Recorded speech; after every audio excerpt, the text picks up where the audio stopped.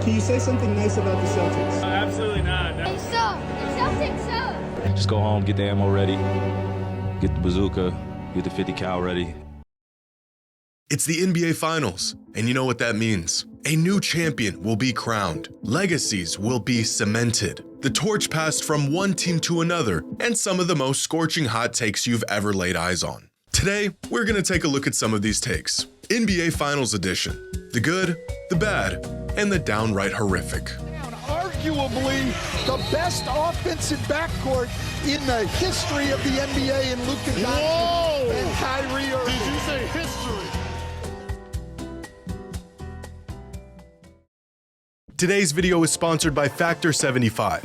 Factor is a gourmet meal kit service that makes hitting your nutritional goals easier than ever before by delivering fresh, never frozen, dietitian-approved meals right to your doorstep. Skip the grocery trips, the meal prepping, the cleanup, the hassle with Factor's pre-prepared meals that are ready to eat in just 2 minutes. Factor sweats the small stuff so you don't have to. Their registered dietitians work hand in hand with their kitchen to ensure every meal is made from scratch with nutritious ingredients. They've got keto meals, calorie smart meals, vegan and plant-based options, so you're not only cutting out the time it takes to prepare a meal, with Factor you're taking out all the guesswork that comes with grocery shopping and meal prepping. This week I went with a calorie-friendly meal plan. I got my meal, tossed it in the oven, and just 2 minutes later, your boy is ready to go. Head to factor75.com or click the link below and use code HIGHROLLER50 to get 50% off your first Factor box and 20% off your next month of orders. That's code HIGHROLLER50 at factor75.com to get 50% off your first box plus 20% off your next month of orders.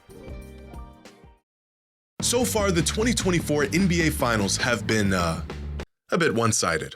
And with my rotten team on vacation for the last 2 months, I unfortunately have no dog in this race. Instead, I cope by watching other fans viciously duke it out while their team fights for NBA supremacy. And almost as entertaining as the finals itself are some of the takes and opinions that emerge from said duking. And here are some of the more interesting ones I came across. Now, our first take comes from a fan that says that if the Celtics win the finals, Luka Doncic should still be considered for the finals MVP. Now, my friend, I know you're in a tough position. Losing in the finals is not an easy thing to go through. I mean, being a Blazers fan, I personally wouldn't know the feeling, but I assume it's gotta be painful. But I do know where you're coming from, because LeBron's my favorite player, and I had to watch this.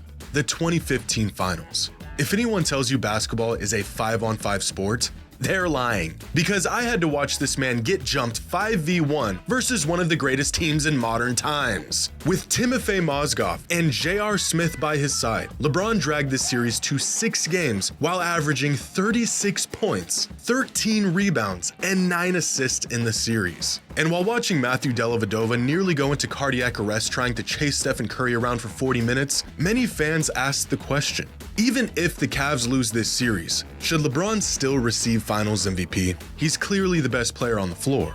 The answer was no, and it will always be no. Instead, the award went to the man who was guarding LeBron. To give some perspective on how LeBron nearly single-handedly willed the Cavs to a championship in 2015, here is a breakdown of how much he was contributing to his team in that finals series. By himself, LeBron accounted for 38% of the Cavaliers' points, 56% of their assists, 28% of their rebounds, 60% of the total points generated throughout the series, and was able to win 2 games. So far in the 2024 finals, Luka single-handedly makes up for 33% of the Mavericks' points, 40% of their assists, 24% of their rebounds, and 48% of the total points generated by the team. It doesn't matter how well a player plays in the finals. You have to win it to even be considered for the finals MVP. The award is for the best player on the winning team, not just the best player in the series. And if LeBron's performance in the 2015 finals didn't warrant a finals MVP despite the loss, I'm not sure if anything ever will. Now here's a take for all the Celtics fans out there. This fan says that a championship for Boston this season would make Jason Tatum better than Paul Pierce. Now, let me begin by saying Paul Pierce has become one of the most underrated stars of the past. His resume doesn't quite stack up to some of his peers of the 2000s, but Pierce was a really good player and a cornerstone to the Celtics franchise for 15 years. Some moments and opinions he's had over the last few years have kind of skewed the public's perception on him, but that doesn't change how awesome he was as a player. But with that being said, as an individual player, Jayson Tatum is already better than Paul Pierce was. Tatum has a more well-rounded game. He's a much better playmaker, he's more versatile, and where Pierce really shined with his scoring and shooting ability, Tatum does even that at about the same rate and caliber. Keep in mind, Pierce did play in the slowest era in NBA history, so his numbers don't quite do him justice. Adjusted for the pace of today's NBA, his numbers would look something like this. Really similar to what we've seen from Tatum throughout his career. But overall, Tatum has already peaked higher than Pierce did. He is a far better defensive player than Pierce was, and he's more versatile on both ends of the floor. Tatum already has 10 times the MVP shares Pierce did in his 19-year career. Individually, Tatum has been good enough for long enough to say that he has a bigger impact on a game-to-game basis than Pierce did. At the moment, you can still make an argument for Pierce being the better player throughout his career, but if the Celtics win a ring this year, and especially if Jayson Tatum wins a Finals MVP, then that argument no longer exists. But even without those accolades on his resume, I agree with this take. Jayson Tatum is better than Paul Pierce was, and a ring this season would cement it.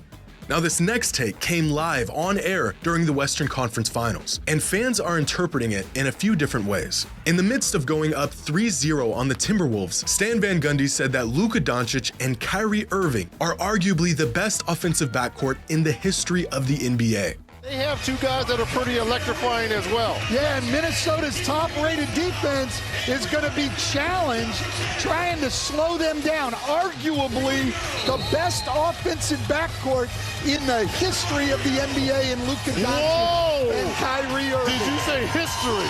Now, Luka and Kyrie have only played about 70 games together, and this is their first postseason playing together, and they haven't really accomplished much in the grand scheme of things, and about a million other reasons why this sounds crazy at first. But Stan wasn't implying anything about success or accomplishments, just simply as an offensive duo, Luka and Kyrie might be the best backcourt we've ever seen. And if we're just talking about offensive ability, then there really aren't many backcourts that stack up against this one. That short list may include 2018 Harden and Chris Paul, 2021 Harden and Kyrie. If we consider Luka to be a guard, then surely LeBron and Kyrie in 2017 would be considered a backcourt duo as well. Manu Ginobili and Tony Parker were pretty damn good. This fan might be onto something with his choice of the best backcourt of all time. And of course, the two elephants in the room, Steph Curry and Klay Thompson.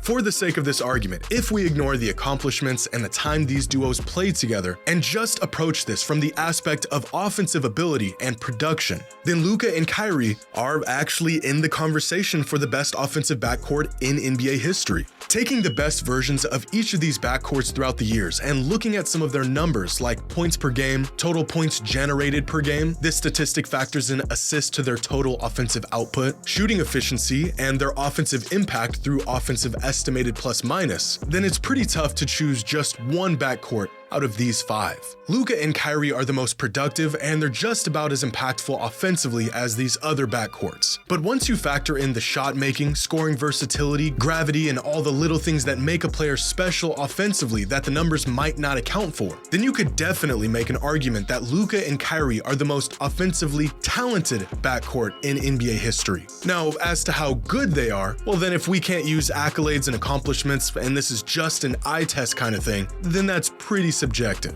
Steph and Klay were good enough to win 4 titles together, but I guess you could say that as a backcourt, they weren't as good at basketball as the combination of Luka and Kyrie. Harden and Kyrie were really good at basketball, but they didn't really play together all that often, and it feels a bit wrong to not at least consider that within this discussion. Once you start to factor in what these backcourts actually did together, this entire discussion changes very quickly. But in terms of exactly what Stan Van Gundy was referring to, offensive excellence, then Luka and Kyrie are, in fact, arguably one of the best backcourts the game has ever seen. Our next take is one of the more unhinged takes I've seen recently. Let's not sugarcoat it. Jason Tatum has underperformed a bit over the last couple weeks, and coming off the heels of a Jaylen Brown Conference Finals MVP, followed up by a lackluster start in the finals, Tatum's superstar label has been put into question. The peak of Jason Tatum propaganda? This right here. Fans claiming that Jason Tatum is an elite role player. The LeBron James of Tobias Harris's, if you will. And this take is missing so much context that I almost want to start rooting for the Celtics purely out of spite. Since the start of the conference finals, which is when this discourse really started to gain traction, Tatum has been averaging 26 points, 7 assists, and 10 rebounds a game on 52% true shooting while winning all 6 games. Those are all NBA numbers in the playoffs, and people are calling him a role player. In fact, there have only been 7 players in the history of the NBA to make it past the first round while averaging these numbers in a playoff run. Oscar Robertson, Larry Bird, LeBron, Giannis, Jokic, Luka, and Jason Tatum. A really, really good group of elite role players. Now, I will be the first to say that Tatum has drifted into unwarranted territory over the last year or two, with some fans trying to jam him into the top 5 players in the NBA discussion when he isn't. But even when Tatum has a subpar stretch of games, or doesn't fit the typical mold of high-volume, ultra-bucket-getting superstar that we like to see, he is still one of the best players on the planet. Calling him an elite role player is hyperbole, I get that. But the less brain rot version of this argument is that Jason Tatum isn't a star in this league. And this is 100% objectively wrong. There is no metric or game or series or play that you could use to make this argument. At times, I too am not a big fan of the Celtics. This, however, does not send me into psychosis claiming one of the best players in the world is a role player. This take is abysmal. But let me know what y'all think. Leave your thoughts in the comments below. And while you're at it, share your hottest take. The hotter the better. Hope you all enjoyed. And as always, until next time.